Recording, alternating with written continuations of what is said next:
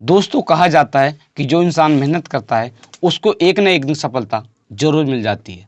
दोस्तों आज की इस कहानी में भी ऐसा ही होता है। दोस्तों एक गरीब परिवार का लड़का होता है। उसके माता पिता और उसकी 3 बहनें मजदूरी कर अपने भाई को पढ़ाती हैं। आज उसने यूपीएससी में आईएएस में 239वीं रैंक हासिल की है। दोस्तों आज खुशी का माहौल है। हेलो नमस्कार साथियों, मैं केशव सैनी आपके सामने एक नई स्टोरी लेकर आया हूँ। दोस्तों आज की जो कहानी है वो है बुलंदशहर की। दोस्तों आज की इस कहानी को शुरू करने से पहले मैं आपसे एक विनती करना चाहूँगा कि अगर आप हमारे यूट्यूब चैनल पर पहली बार आए हों तो चैनल को सब्सक्राइब करें, वीडियो को लाइक करें और शेयर करें। दोस्तों आज की जो कहानी है वो है बुलंदशहर की। उत्तर प्रदेश में एक जिला पड़ता है बुलंदशहर, और उस जिले में एक थाना पड़ता है नरसैना, और उस थाना क्षेत्र में एक गाँव पड़ता है रघुनाथपुर। दोस्तों उस गाँव का रहने वाला एक व्यक्ति होता है जिस व्यक्ति का नाम मुकेश कुमार होता है। दोस्तों उनकी जो पत्नी होती हैं उनकी पत्नी का नाम सुमन देवी होता है। दोस्तों इनके 4 बच्चे होते हैं जिसमें एक बेटा होता है और 3 बेटियां होती हैं। दोस्तों एक बेटा होता है जिस बेटे का नाम होता है पवन कुमार, जिसकी आयु लगभग 24 या 25 साल के लगभग में होती है। दोस्तों जो 3 बेटियां होती हैं जिसमें एक बेटी का नाम होता है सोनिया और दूसरी बेटी का नाम होता है गोल्डी और तीसरी बेटी का नाम होता है सृष्टि। दोस्तों जो मुकेश कुमार होते हैं वो एक गरीब परिवार से होते हैं। वो मजदूरी कर अपने बेटा और बेटियों को पढ़ाया करते थे और साथ ही जो घर का खाना खर्चा होता है उसको चलाया करते थे। दोस्तों आगे हम बात करने वाले हैं उनका जो बेटा होता है जिसका नाम होता है पवन कुमार। उन्होंने जो आईएएस की परीक्षा होती है उसमें 239वीं जो रैंक प्राप्त की है वो किस प्रकार से मेहनत कर प्राप्त की है उसके बारे में आगे बात करने वाले हैं। दोस्तों जो पवन कुमार होते हैं उन्होंने 1 से 8 तक की जो परीक्षा होती है, जो शिक्षा होती है, उनको सरकारी स्कूल के माध्यम से प्राप्त किया। इसके पश्चात वो 9वीं क्लास में जो जवान नवोदय विद्यालय होता है उसमें एडमिशन लेते हैं। दोस्तों उसमें भी उनकी परीक्षा फ्री होती है और 9वीं से लेकर वो 12वीं तक की जो शिक्षा होती है उससे प्राप्त करते हैं। सन 2017 में उनका इंटर हो जाता है और इसके पश्चात वो एक फॉर्म भरते हैं और इलाहाबाद जो कैंपस यूनिवर्सिटी होती है उसमें बीए की पढ़ाई करते हैं। दोस्तों यहाँ भी उनकी जो पढ़ाई होती है वो फ्री होती है। दोस्तों जैसे ही बीए की पढ़ाई कंप्लीट होती है इसके पश्चात वो अपने पिताजी से कहते हैं, अपने परिवार वालों से कहते हैं कि पापा जी मुझे जो सिविल सर्विस होती है उसकी तैयारी करनी है। दोस्तों उनका तो पहले से ही गरीब परिवार होता है। जब वो अपने पापा को इसके बारे में बताता है, खर्चे के बारे में बताता है, तो उसके पिताजी कहते हैं कि हम इसका खर्चा किस तरह से झेल पाएंगे, वो मना करते हैं। मगर दोस्तों उनके जो पिताजी होते हैं वो मेहनत करते हैं, वो उनसे हामरी भर लेते हैं, कहते हैं कि बेटा तू तैयारी करने के लिए जा, हम किसी भी तरह तेरे लिए पैसे का जुगाड़ करेंगे। दोस्तों वो जब हामरी भर लेते हैं उनका जो बेटा होता है वो दिल्ली में कोचिंग करने के लिए चला जाता है।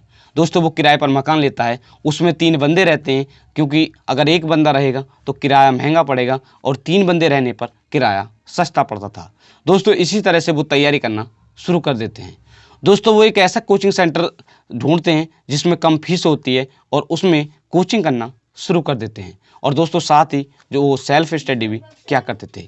दोस्तों इसी तरह से वो तैयारी करते हैं और पहली बार परीक्षा देते हैं तो वो उसमें असफल रह जाते हैं। दोस्तों इसके पश्चात वो लगातार मेहनत करते हैं, वो हार नहीं मानते हैं, क्योंकि कहते हैं कि जो मेहनत करने वाला होता है उसे एक न एक दिन सफलता जरूर मिल जाती है। दोस्तों इसी तरह से मेहनत करते हैं और दूसरी बार परीक्षा देते हैं। दोस्तों परीक्षा देने पर उनका जो प्री होता है वो कंप्लीट हो जाता है, मगर वो मेंस एग्ज़ाम होता है उसमें असफल रह जाते हैं। दोस्तों इसके पश्चात भी वो लगातार मेहनत करते हैं मगर हार नहीं मानते हैं। दोस्तों अब की बार तीसरी बार होता है, वो तीसरी बार परीक्षा देते हैं तो प्री होता है उसमें सफल हो जाते हैं। इसके पश्चात इस बार वो IAS coaching centre Mukherjee Nagar में वो 2 महीने पढ़ाई करते हैं, जो जिससे कि उनका जो मेन होता है वो क्लियर हो जाए। दोस्तों वो उसमें तैयारी करते हैं और तैयारी करने के पश्चात उनका जो मेंस होता है और जो इंटरव्यू होते हैं वो कंप्लीट हो जाते हैं, या कह सकते हैं वो उसमें सफल हो जाते हैं। दोस्तों अब उनकी जो परीक्षा है वो हो जाती है और इसके पश्चात अब परिणाम बाकी रह जाते हैं। दोस्तों इसी तरह से जो उनका रिजल्ट होता है वो घोषित होने ही वाला था।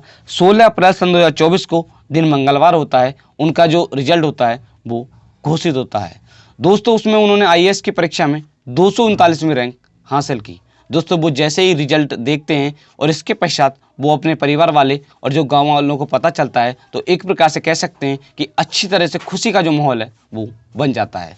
दोस्तों गांव के लोग उनके घर पर आने लगते हैं और उनसे मिलने लगते हैं, और इसी तरह से कह सकते हैं कि जो मेहमान होते हैं वो भी उनके घर पर आना जाना शुरू कर देते हैं। जो अड़ोस पड़ोस के स्कूल कॉलेज वाले लोग होते हैं वो भी उनके घर पर आकर मिलना शुरू कर देते हैं।